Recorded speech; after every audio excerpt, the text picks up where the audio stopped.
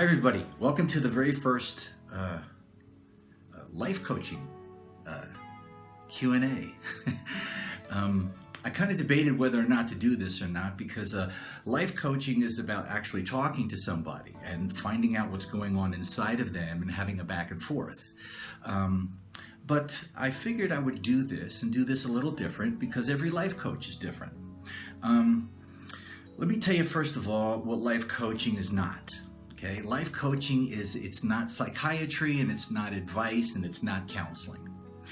The way I look at it, and every life coach has a different approach. So each life coach has to find their niche and where they function best, and your own personal philosophy. So my philosophy is this: psychiatry heals the past, advice corrects the present, life coaching creates the future. So my goal with you, as someone who has been through a lot, many of you have followed my battle with cancer down through the years. It's been an up and down journey, and I've chronicled it step by step so you can see everything that happened all along the way. Many of you relate to that. And I've had lots of ups and downs, and I've stood in front of 70,000 people and performed, and I've stood in front of 7 people and performed. Actually last week. But life has lots of different turns, and I always look at it like this: nobody is a better expert on your life than you. Lots of people can give you advice, lots of people want to help you with advice, but nobody lives in your shoes. Nobody lives where you live, with the emotions that you live with the baggage that you live with. So in order for you to move forward, you have to set some sort of a goal. Typically, with life coaches, the usual thing that everybody wants to do is, okay, how do I lose weight, and how do I make more money? Well, life coaching is part of that, but it's so much more than that. It's having a simple goal and how to get to that goal. And the way I do is I break it down into three simple steps. The first step, which would be the first session that I would have with somebody, would be identifying what your goal is, your personal goal. Because sometimes, you think you know what you want, but you might not really want what you think you know you want. And then the next step was, what are the hindrances that has held you back from getting those goals? And we call those blocks. This is the block that I have. And then the third session would be developing a strategy to achieve that goal. So I've gotten some questions from some folks. So what I'm going to do is every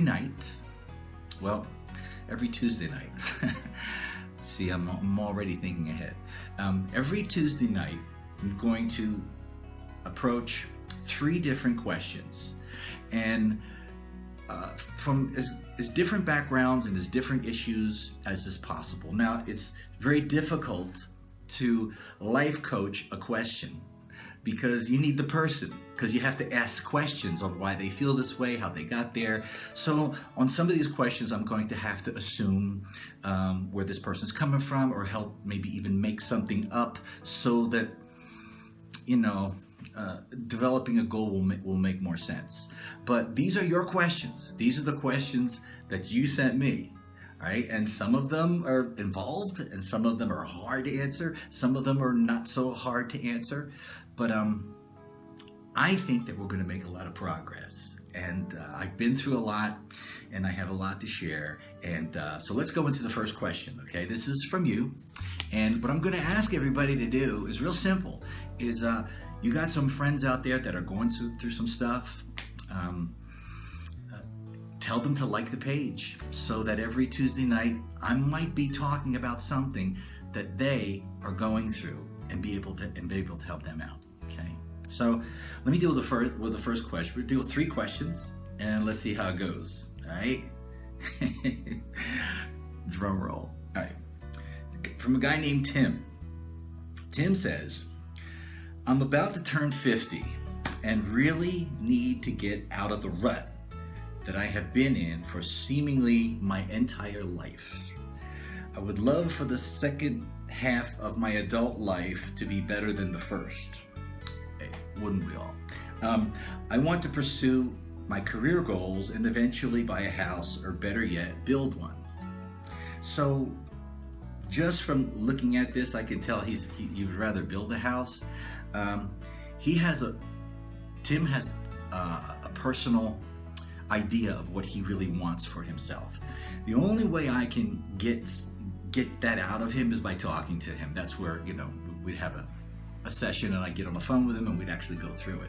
But let's just look at this, because this represents a lot of people in general, especially men. Just let me say this from the outset. Because medicine has advanced so much, guys are living a lot longer than they ever thought they would. It was like that old saying, man, had I would have known that I would have lived this long, I would have taken better care of myself. And that's true, because a lot of times you run your you run your gamut of the things that you can do and be new at in the earlier part of your life, and by the time you're 40s and 50s, people know what you've done. I know this as an artist. You put everything out there, and then after a while they're like, okay, all right, so who's next? And that's hard. It's hard to get to that point, but we're living longer. So men are confronted with something where, they're the providers, and they have to also make a living, but men are healthier than they were 40 years ago. At the age of 50, they're running marathons, they're going to the gym, they're going to lift weights, they're eating better. And even if you get like a heart attack, you don't have to have open heart surgery. They could put a little stent in there. Medicine keeps you alive longer. Well, that's all good, but now you realize, oh no, I'm 50. I got another 30 years. What am I gonna do? So you get to that point where you want to move on. Now, with a guy like Tim, I would probably ask him a couple questions that would be like this, okay? I'd say, what do you feel is your greatest skill set? What do you think you're really good at? Because as I'm talking to him and I'm finding out what he feels he's good at, what he's skilled at, I could also find out kind of the things he might want to pursue. Because at this age, you only want to go after things that you have a natural ability for. So I'd want to find out from him, what do you feel like you're good at? And what we'd do is I'd have him, write down, and I'd do that with him, maybe like 5 things that he does really well, that he does best. And then take a look at those things and see which one would he like to focus the most time on. Which one does he find the most interest in? Which one would keep him busy the longest? When you feel like you're in a rut, that means like you've been doing something that you might not really enjoy doing, and you've been doing it so often that it doesn't require anything from you. It doesn't require any brain power. It doesn't require any creativity, and you're just doing it because it's there to do. So I would venture to say, I'm going to take a guess now. I'm venturing to say that Tim has done a lot of things probably because he was wanting to take care of his family, and maybe he was doing some jobs that he really didn't have a heart to do, but he did it because he was trying to take care of his kids, or whoever else he was responsible for. So that's very interesting that he would want to pursue something now. 50 is a great time to do something new, and we all have to do it. We all have to reinvent ourselves. We all have to find out what's new for the next step. So a life coach, what I would do is I would want to help Tim find a goal. What's the goal for you? Is the goal to find out what that specific skill set is, and then start to focus business ideas around that goal? For example, let's say after all said and done, the thing he really likes, the thing that he really has a drive for, is mechanics. And maybe he's been working in a factory, but he always has this thing about mechanics. Well, he might be, a really good mechanic. And maybe something he does really instinctively well, but's never pursued it because the job was never there. And he had a better job making more money doing this over here that he didn't like, and he's been doing it over and over again. Now he feels like he's in a rut. So sometimes you have to find out what's really in your heart to do. So I would work with him in that. Now I think Tim, because he made a comment here about I eventually want to buy a house or build one. So he's an individual. He wants something that doesn't look like anything else. He wants something that is a reflection of him. So there's a creative side to this guy. I would venture to say that maybe he has something involved, that he does something that's creative. Mechanics, they build cars, they build motorcycles, they build something, they stand back and they can look at it. That's kind of what happens when you build a house. You build it, you stand back, you look at it, you say, look what I did. So that's what I would do. I would love to talk to him. I'd love to have him be part of one of our sessions. We are live. If you want to go and be a part of our session, you can click on the link that's below and go to the CarmenLifeCoaching.com website. It's all up. It's been taking forever to do. Let's see, maybe I can get a hold of Tim out there somewhere. Let's look at another one. Okay. Interesting. Let's see. I think this is Stephen. His name is not on here. It says, I'm often very hesitant, and even in writing this question, I fear if it's not the exact question I should be asking. Anyway, I fear that I might waste my time in some way by pursuing a passion or a dream that might not be the right one. So in turn, whether it be with romance, relationship, career, I get overwhelmed because there are so many ways to go. How do I go about this process and give myself grace in it? Well, here's the first thing that I noticed as I'm reading this. He fears that he might waste time. And the Bible says the thing you fear most will come upon you. And it doesn't mean it's a guarantee that will happen. But many times it is true. You have to be motivated by faith as opposed to fear. Fear will always short circuit you and make you stop and consider 8 different roads. Faith makes you determined to go down one road. So that fear has to turn around into faith. And I know what it's like to be afraid to do this, afraid to do that, but you have to recognize first that fear becomes the controller here. And as long as fear is controlling and dictating the decisions, you'll never be able to make any decision because you'll always be afraid it's the wrong one. And sometimes it's better to just make a decision and go with it. Even if it turns out to be the wrong decision, at least you'll know for sure that's the wrong path, and it'll help you decide which one the right one is. So for a guy like this, I would want to say, I would ask him, what mistake in your past are you afraid that you might make again? Think about that. What mistake has happened in the past that you're afraid that you might make again? Now, if you think about that, it can start to uncover what might be the pivotal point in your life where things went to the left or to the right.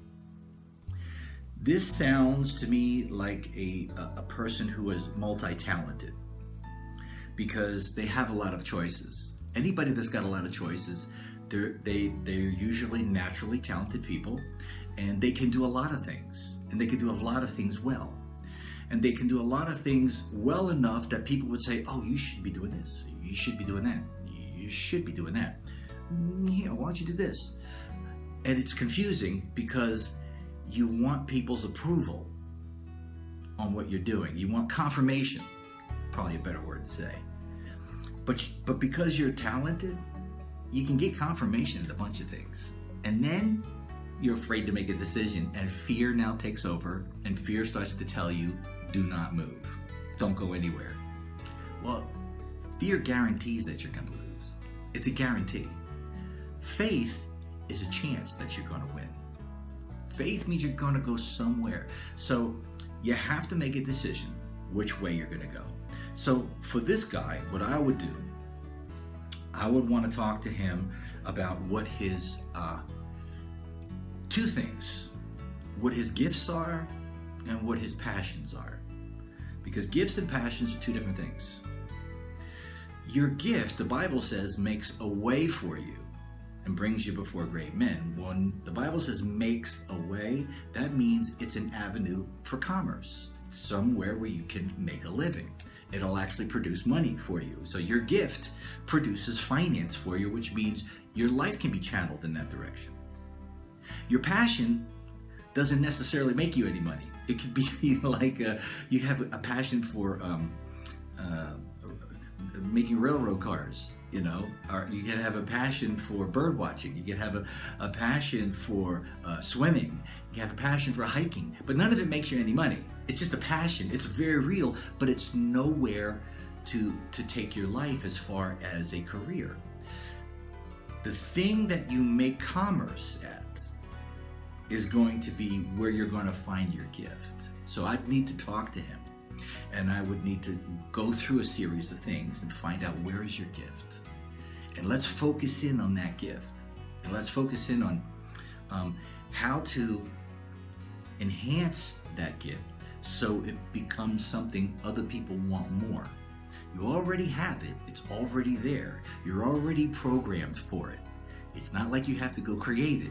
It's already there. It just needs other things to be pushed away so that it can get out the door.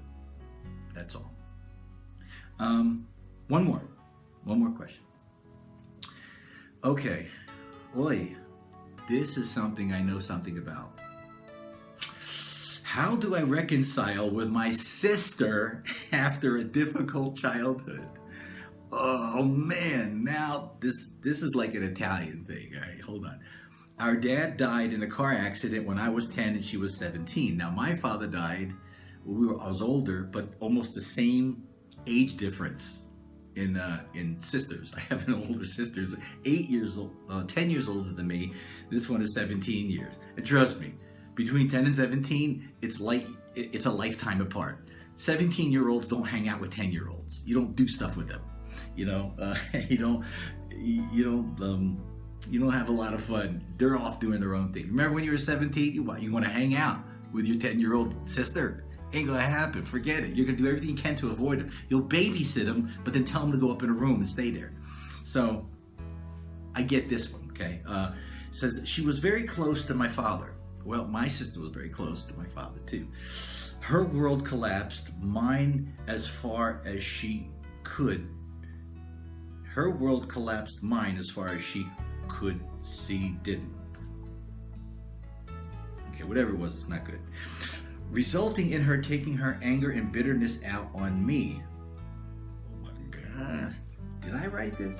Okay. Making life growing up pretty miserable. Hey. We are friends now. Well, good for you. We are friends now, but have never discussed the issue. Feel like it has been an elephant in the room. Whenever we have gotten together in the past, the result is I have avoided family getting together for years, but would stop doing that to get past this. Look, oh man.